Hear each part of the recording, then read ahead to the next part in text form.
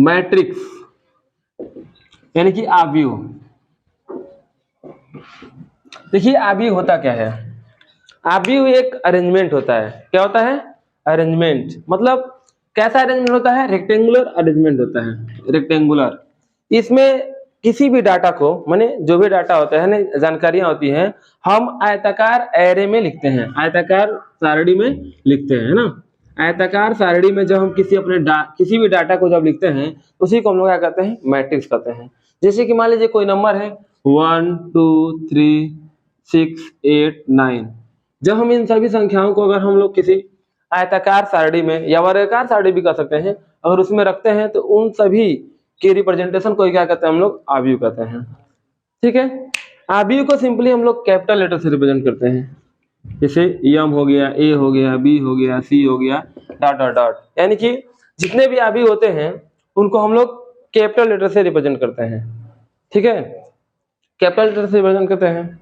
और इनके एलिमेंटों को, जो अंदर एलिमेंट, इसको एलिमेंट कहते हैं, है ना, अवयव कहते हैं। इन सभी को अवयव कहते हैं। अवयव को हम लोग स्मॉल लेटर से, अगर मान लीजिए कोई आव्यूह हमारे पास है ए हो गया, बी हो गया, सी हो गया, डी हो गया, इसका मतलब क्या है? ये नहीं कि हम लोग बड़े बड़े लेटर से इसके अंदर रख देंगे, नहीं, अंदर वाले अवयव को हम लोग छोटे छोटे लेटर में रखेंगे, बड़े लेटर में नहीं हो सकता है। ठीक है। तो अगर हम जनरली कहें कि अगर आव्यूह क्या होता है, तो अगर हम यम से डिनोट करते हैं, तो यम इक्वल टू क्या हो जाएगा? ए आई जे यम क्रॉस यन। इसका मतलब क्या हुआ? देखिए ये जनरल मैट्रिक्स है, यानी कि ये जितना चाहे उतना हम लोग बड़ा मैट्रिक्स को बना सकते हैं। जैसे कि देखिए इसको हम लिखेंगे कैसे? A11 A12 A13 ऐसे करके बहुत सारे A1N हो जाएगा, है ना, A1N। ऐसे ही A21 A22 A23 dot dot dot dot A2N। ऐसे ही ये भी नीचे आएगा, और ये क्या होगा? यम तक आएगा, AM1, फिर क्या होगा? AM2 डॉट डॉट डॉट करके AMN हो जाएगा। यानी कि इसका मतलब क्या है? ये जो आपका आव्यूह है, इसको हम लोग क्या कहते हैं? पहले जान लीजिए, इसको हम लोग क्या कहते हैं? रो कहते हैं। क्या कहते हैं? रो, है ना। रो मीन्स होता है पंक्ति, है ना, इसको कहते हैं हम लोग पंक्ति। और इस प्रकार से जो होता है उसे हम कहते हैं कॉलम। क्या कहते हैं? कॉलम कहते हैं, यानी कि स्तंभ कहते हैं, है ना, स्तंभ कहते हैं। जैसे कि हम लोग देखते हैं घरों में जो बना रहता है पिलर टाइप का, उससे पाइप भी रहता है बहुत सारे, तो वो होते हैं स्तंभ। और जो जैसे बेंच है हमारे क्लास में, वो क्या कहलाएगा? रो कहलाएगा। तो इसमें रो और कॉलम जानना बहुत ही जरूरी है, क्योंकि रो और कॉलम में बहुत ही कंफ्यूजन होता है। तो रो जो होता है आपका नीचे, जैसे सोया है कोई आदमी तो रो हो गया, और खड़ा है कोई आदमी तो क्या हो गया? कॉलम हो गया। तो इसमें अगर देखा जाए तो कितने रो है, कितने कॉलम है, इसमें देखा जाए तो रो की संख्या कितनी है? n है, और कॉलम की संख्या कितनी है? m है। इसलिए इस आव्यूह में कितने एलिमेंट होंगे? m इंटू n एलिमेंट होंगे, यानी m गुणे n एलिमेंट होंगे। जैसे कि अगर छोटा सा एग्जांपल लेते हैं हम लोग, जैसे मान लीजिए A कोई मैट्रिक्स है, A B C D। इसमें देखा जाए तो एक रो, दो रो हुआ, फिर एक रो एक कॉलम दो कॉलम, यानी दो गो रो है और दो गो कॉलम है। तो इस आव्यूह में हम जान सकते हैं कितने एलिमेंट होंगे, कितने अवयव होंगे? 4 एलिमेंट होंगे, है ना। यानी कि आव्यूह में 4 अवयव भी होंगे। ठीक है। तो मेन इसमें हम क्या जानते हैं? ऑर्डर इससे जानते हैं, है ना, कोटि, जिसमें हमेशा एग्जाम में पूछता है कि कोटि कितना है इसका, ऑर्डर, है ना। किसी भी आव्यूह का अगर हमें ऑर्डर निकालना होगा, तो ऑर्डर निकालने के लिए हमें क्या करना पड़ेगा?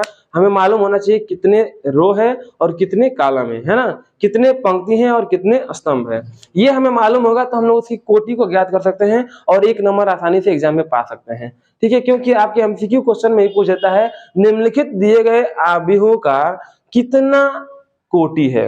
और कोटि केवल इतना ही तक नहीं आधारित है, जब हम लोग आव्यूहों का जोड़ करेंगे, घटाना करेंगे, गुणा करेंगे, भाग तो नहीं होता है।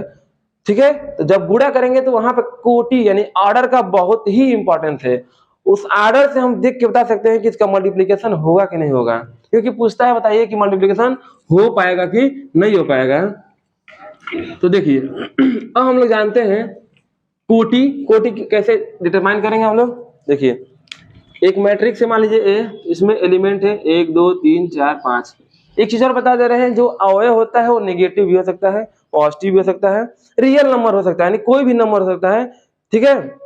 अब ये नहीं कि माइनस में नहीं होगा, ध्यान दीजिएगा, ये 1 है, 2 है, 3 है, 4 है, इसमें कुछ सेपरेट करने के लिए कामा नहीं लगाया गया, लेकिन फिर भी ये क्या है, अलग अलग है ना। ये 1 है, ये भी अपना पोजीशन ले रहा है, ये भी अपना पोजीशन ले रहा है, ये भी अपना पोजीशन ले रहा है, और ये भी अपना स्थान ले रहा है ना। इन सब का आपस में अलग अलग है, ये नहीं कि अब सोचेंगे कि 12 पढ़ेंगे 34 पढ़ेंगे, ऐसा कभी नहीं पढ़ेंगे। इसको 1 पढ़ेंगे, 2 पढ़ेंगे, 3 पढ़ेंगे, 4 पढ़ेंगे।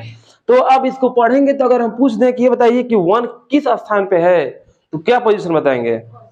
नहीं, फर्स्ट पे नहीं बताएंगे। देखिए फर्स्ट पे क्यों नहीं बताएंगे, क्योंकि इसको हम लोग इसका पोजीशन देखिए कैसे दिखाएंगे। ये हो गया आपका रो, पहला रो हो गया, ये हो गया कॉलम, यानी कि ये जो 1 है 2 पोजीशन पे आ रहा है, पहला रो और पहला कॉलम। कहां पे आ रहा है? पहला रो और पहला कॉलम, यानी 1 जो है पहला रो और पहले कॉलम पे है ना, न कि बस पहला स्थान पे, है ना। पहला स्थान पे नहीं कह सकते हैं, क्या कहेंगे? पहले रो और पहले कॉलम के स्थान पे कौन है?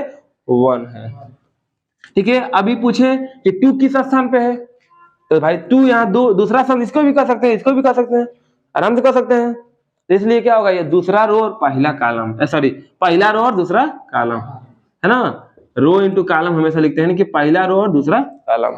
जब भी हम लोग पोजीशन लिखते हैं वो क्या होते हैं? RC, ध्यान दीजिएगा, R इंटू सी, यानी कि पहले रो लिखते हैं फिर कॉलम लिखते हैं। किसी भी एलिमेंट का अगर पोजीशन लिखते हैं तो पहले रो और फिर कॉलम लिखते हैं, है ना। तो यानी क्या होगा, A12 का इतना 2 हो गया।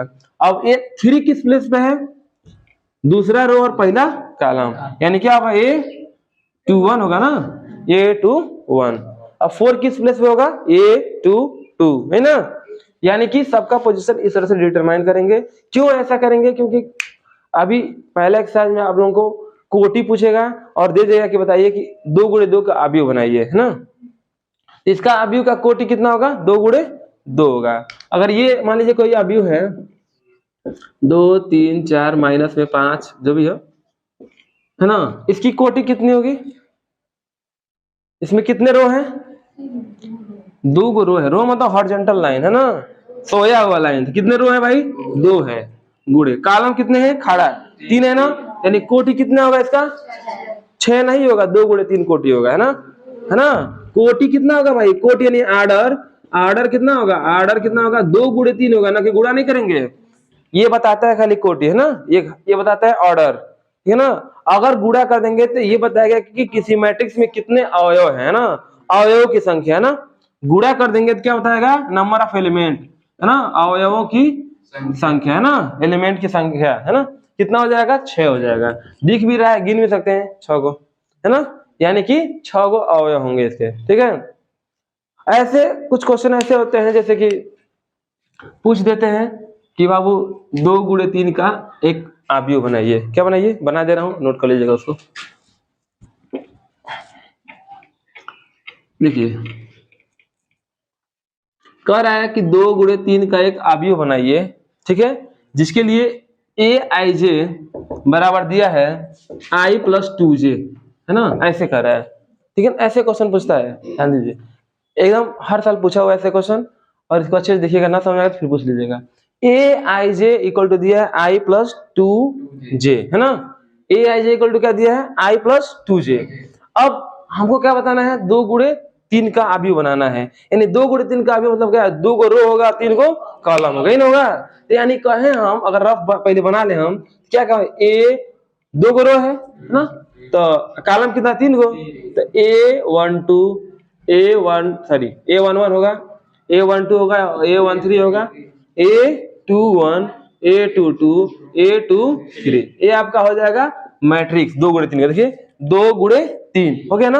अब इनके एलिमेंटों को हमको निकालना है, तो क्या करेंगे? कोई बताए? क्या करेंगे भाई? देखिए यहाँ A11, इसका मतलब क्या हुआ? I के स्थान पे 1 है और J के स्थान पे 1 है ना, है भाई। I के स्थान पे 1 हो गया है, J के स्थान पे 1 होता है, तभी A11 मिलेगा। तो आइए हम लोग रखते हैं I इक्वल टू 1 और J इक्वल टू 1, है ना। तो A11 कितना मिलेगा? A11 कितना मिलेगा आपका? 1 प्लस यहाँ पे 2 इंटू 1 होगा तो कितना हो जाएगा? 3 हो जाएगा ना। 2 1 2 2 2 1 2 होगा, 2 1 3 हो जाएगा, यानी A11 कितना मिला हमें? 3 मिला। अब हम निकालेंगे 1 2, यानी कि I के स्थान पे 1 और J के स्थान पे 2, यानी कि 1 + 2 × 2 होगा, इन होगा। तो 2 दूनी 4 1 5, इन होगा। अब देखिए A12 हो गया, A13 हो जाएगा, है ना। A13 कितना हो जाएगा, I के स्थान पे 1 और J के स्थान पे 3, इन होगा।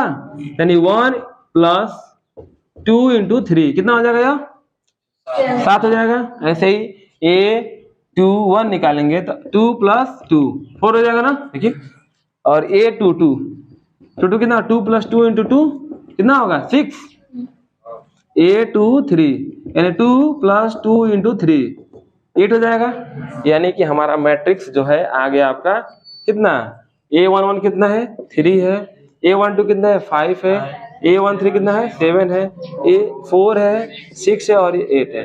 यानी कि आप लोगों का ये 1 नंबर का क्वेश्चन सॉल्व हो जाता है। ऐसे क्वेश्चन पूछता है जिसमें कहता है कि AIJ इस प्रकार से, कोई जरूरी नहीं है कि ऐसे ही दे दिया हो, माइनस भी दे सकता है।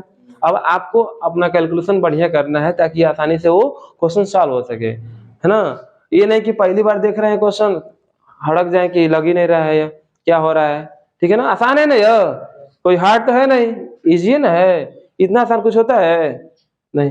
तो ये सबसे आसान टॉपिक था। तो ये आपका एक मैट्रिक्स बन गया। अगर मैट्रिक्स बनाना होगा तो बन जाएगा, ऐसे क्वेश्चन बहुत सारे होंगे जो सॉल्व हो जाएगा। तो इसको मिटा दें कि कर ले, नोट कर लो। चलो देखते हैं आव्यूहों के प्रकार, ठीक है ना। आव्यूह के प्रकार देखो क्या होता है। आव्यूह अभी पढ़े हम लोग, तो आव्यूह के प्रकार भी होंगे क्योंकि एक ही आव्यूह से तो कुछ होगा नहीं। तो आव्यूह के प्रकार कैसे होंगे, देखिए पहला आव्यूह देखते हैं हम लोग, स्तंभ आव्यूह। ये स्तंभ है ना, इसको कॉलम ऑफ मैट्रिक्स कहते हैं। तो किसे कहते हैं, यानी नाम से ही स्पष्ट है। अगर आप नाम अच्छे से पढ़ ले तो हमारा आव्यूह क्लियर हो जाएगा, क्योंकि जितने भी नाम है उसी पे आव्यूह ही है। तो ऐसे आव्यूह है ना, ऐसे मैट्रिक्स जिनमें कि एक कॉलम हो, कितने कॉलम हो, एक कॉलम, कितना कॉलम हो, एक कॉलम हो, 1 2 3 रो कितने भी हो। देखिए देखिए इसे हम लोग स्तंभ आव्यूह कहेंगे, यानी कॉलम मैट्रिक्स कहेंगे। क्यों, क्योंकि इस आव्यूह में केवल और केवल एक स्तंभ है, अन्य 3 गो रो है, पंक्ति 3 है ना। तो जिस आव्यूह में केवल और केवल एक स्तंभ होगा तो उस आव्यूह को क्या कहेंगे हम लोग, स्तंभ आव्यूह कहेंगे, ठीक है, ठीक है ना। यानी जिस आव्यूह में केवल और केवल एक स्तंभ होगा उसे हम क्या कहेंगे, स्तंभ आव्यूह कहेंगे, है ना। यानी जो नाम रहेगा उसमें एक अकेले रहेगा, है ना। अब आते हैं पंक्ति आव्यूह में। ऐसा आव्यूह जिसमें क्या हो, एक ही पंक्ति हो, कितना पंक्ति हो, एक पंक्ति हो और स्तंभ अनेक हो, है ना। एक पंक्ति हो लेकिन स्तंभ अनेक हो, तो उस प्रकार की आव्यूह को क्या कहते हैं हम लोग, पंक्ति यानी कि रो मैट्रिक्स कहते हैं ना। यानी रो मैट्रिक्स किसे कहते हैं, ऐसा मैट्रिक्स जिसमें केवल और केवल एक पंक्ति हो, यानी एक रो हो, तो उस प्रकार के मैट्रिक्स को क्या कहते हैं हम लोग, पंक्ति आव्यूह या फिर रो मैट्रिक्स कहते हैं, ठीक है। यानी दोनों मैट्रिक्स आपका खत्म हो गया। अब उसके बाद आते हैं, बहुत ही इंपॉर्टेंट है, यही से सब गेम शुरू होता है, क्योंकि वर्ग आव्यूह, है ना। वर्ग आव्यूह देखिए क्या होता है। अगर हम इससे पहले हम पूछे बाबू बताइए इसमें कितने रो कितने कॉलम है, तो कितने होंगे, 3 रो 1 कॉलम है। देखिए 3 रो 1 कॉलम है ना। यानी इस आव्यूह का आपका कोटि यानी कि ऑर्डर कितना हो गया, 3 × 1 हो गया, है ना। इसका ऑर्डर कितना होगा, 3 × 1, और इसमें कितना होगा 1 × 3, है ना, ठीक है। अब आते हैं वर्ग आव्यूह में। वर्ग पहले से ही परिचित है हम लोग। वर्ग में क्या होता है, जिसके सभी भुजाएं बराबर होती हैं। इसी प्रकार से इसमें भी कुछ ऐसा होगा जो हम लोग जानेंगे, है ना। यानी वर्ग आव्यूह किसे कहते हैं, ऐसा कोई आव्यूह जिसके, हाँ बोल दो, बोलो बोलो, कुछ बोल रही थी। हाँ, ऐसा आव्यूह जिसमें पंक्ति और स्तंभों की संख्या क्या हो, बराबर हो, है ना, समान हो। बहुत अच्छा, ये लड़की बहुत अच्छा बता रही है जी। ऐसा आव्यूह जिसमें पंक्ति के नहीं, है ना, जैसे मान लीजिए ये हो गया ABCD, है ना। देखिए इसमें कितने पंक्ति हैं और कितने स्तंभ हैं, 2 पंक्ति और 2 स्तंभ है। यानी कि ऐसा आव्यूह जिसमें पंक्तियों की संख्या और स्तंभों की संख्या हो बराबर हो, यानी समान हो, तो उस प्रकार के आव्यूह को क्या कहते हैं हम लोग, वर्ग आव्यूह कहते हैं, है ना। बस सिंपल है, वर्ग मीन्स बराबर। अब बराबर क्या होगा भाई, यहाँ तो वर्ग, अब त्रिभुज ट्रायंगल वाला तो वर्ग है नहीं, यहाँ पे क्या है, सारणिक यानी मैट्रिक्स वाला है। जब मैट्रिक्स वाला है तो उसमें क्या होगा, बस दो ही चीज होता है, एक रो होता है, एक कॉलम होता है, यानी कि पंक्ति होता है और एक स्तंभ होता है, तो वही ना बराबर होगा। यानी पंक्तियों की संख्या और स्तंभों की संख्या बराबर होगी तो क्या कहेंगे हम लोग, वर्ग आव्यूह कहेंगे, है ना। अब वर्ग आव्यूह आता है तो उसमें विकर्ण आएगा, है ना, जानते हैं वर्ग में विकर्ण होता है। तो विकर्ण किसे कहते हैं, देखिए ये तो 2 गुणे 2 का है, थोड़ा बड़ा ले लेते हैं, आइए 1 2 3 -2 -5 कुछ भी हो माइनस ले लेते हैं, 0 भी ले लेते हैं, नहीं कहेंगे 0 नहीं ले रहे हैं, क्या बात है, 0 से दुश्मनी है क्या। तो देखिए इसमें ये 3 गुणे 3 का है, 3 गो रो है और 3 गो कॉलम है ना, क्लियर है ना बात, कोई दिक्कत। तो 3 गो रो 3 गो कॉलम है, इसका मतलब ये वर्ग आव्यूह है ना। जब वर्ग आव्यूह है तो इसके विकर्ण किसे, देखिए इसी को हम लोग विकर्ण कहते हैं, इसको डायगोनल कहते हैं, यानी कि किसी भी आव्यूह के पहले एलिमेंट से और उस आव्यूह के अंतिम एलिमेंट से जो मिला आता है लाइन, वही क्या कहलाता है, विकर्ण कहलाता है ना। किसी वर्ग आव्यूह के पहला एलिमेंट A11 और लास्ट का एलिमेंट जो होता है उससे मिलाते हैं जो लाइन, उसके बीच में जितने भी एलिमेंट पड़ जाएंगे वो सभी क्या कहलाएंगे, डायगोनल के एलिमेंट कहलाएंगे, यानी विकर्ण के एलिमेंट। अगर पूछा वो विकर्ण के कितने एलिमेंट हुए, विकर्ण के अवयव पूछ सकता है कभी, अवयव एलिमेंट ऑफ डायगोनल क्या होगा, 1 होगा, -5 होगा और 6 होगा, इन होगा, यानी विकर्ण के एलिमेंट क्या होंगे, 1 होगा, -5 होगा और 6 होगा, है ना। ये आपका हो गया विकर्ण, ठीक है, विकर्ण आपका हो गया। अब विकर्ण आव्यूह भी होते हैं ना, विकर्ण आव्यूह किसे कहते हैं ये भी जान लेते हैं हम लोग। विकर्ण आव्यूह किसे कहते हैं, देखिए डायगोनल मैट्रिक्स, डायगोनल मैट्रिक्स किसे कहते हैं, देखिए ऐसा कोई आव्यूह जिसके विकर्ण के अवयव नॉन जीरो हो, यानी कि जीरो ना हो और अन्य सभी एलिमेंट क्या हो, जीरो हो, ठीक है। जैसे कि देख लीजिए 0 नहीं, विकर्ण नहीं, 0 करते हैं, 1 0 0 0 5 0 0 0 8, है ना। देखिए यानी कि ये जो आव्यूह दिख रहा है आपका, ये इसके विकर्ण के एलिमेंट क्या है, जिंदा है ना, और जो बच गए हैं सब मर गए हैं, है ना। विकर्ण के एलिमेंट जिंदा होते हैं और अन्य सब मर जाते हैं, तो उससे क्या कहते हैं हम लोग, विकर्ण के अवयव कहते हैं। 0 मतलब मर गए हैं और नंबर है तो इसमें जिंदा है, 1 रुपया वैल्यू है ना उसका, 5 रुपया वैल्यू है ना, यानी कि जब किसी की वैल्यू होती है तो उसको जिंदा कहते हैं ना। आजकल के जमाने में लोग की वैल्यू उसी तरह होती है ना। अगर आप जिंदा हैं तो कुछ कर रहे हैं तो जिंदा है, अगर नहीं कुछ कर रहे हैं तो आप मर गए हैं, है ना। तो ध्यान दीजिए ये क्या हो गया, विकर्ण आव्यूह किसे कहते हैं, जिस भी आव्यूह के विकर्ण के एलिमेंट 0 नहीं होते हैं और अन्य सभी 0 होते हैं, तो उसे हम लोग क्या कहते हैं, विकर्ण के अवयव कहते हैं, ठीक है। अब यहीं पे एक चीज और जान लीजिए, अपर ट्रायंगुलर मैट्रिक्स होता है, लोअर ट्रायंगुलर मैट्रिक्स होता है ना। इसमें ना दिया है, हो सकता है एनसीईआरटी में, ऊपरी त्रिभुजा आव्यूह और निचला त्रिभुजा आव्यूह, अर्थात जब किसी आव्यूह के विकर्ण के ऊपर वाला एलिमेंट भी जिंदा हो, है ना, बस नीचे वाला मर गया हो, तो अपर ट्रायंगुलर मैट्रिक्स कहते हैं। जैसे कि ये, जैसे मान लीजिए 1 2 5 0 3 1 0 0 5, है ना। देखिए डायगोनल के ऊपर वाला एलिमेंट जिंदा है और ये भी जिंदा है, इसका मतलब जिंदा मतलब क्या है, 0 नहीं है, और डायगोनल के नीचे वाला एलिमेंट 0 हो गया, तो इसे कहते हैं हम लोग अपर ट्रायंगुलर मैट्रिक्स कहते हैं ना, ऊपरी त्रिभुजा आव्यूह कहते हैं ना। अगर जस्ट इसका उल्टा हो जाए, माने ये सभी 0 हो जाए और नीचे वाला एलिमेंट हो जाए, इसे कहते हैं लोअर ट्रायंगुलर मैट्रिक्स, है ना, निम्न त्रिभुजा आव्यूह, ठीक है। तो इसे अपर ट्रायंगुलर मैट्रिक्स कहते हैं, अपर ट्रायंगुलर मैट्रिक्स, है ना, ऊपर त्रिभुजी आव्यूह। अब आते हैं विकर्ण आव्यूह हो गया, आते हैं शून्य आव्यूह में, यानी शून्य, इसमें सदिश आव्यूह भी होता है, अदिश आव्यूह, सॉरी अदिश आव्यूह, अदिश, यहाँ देख लेते हैं अदिश आव्यूह।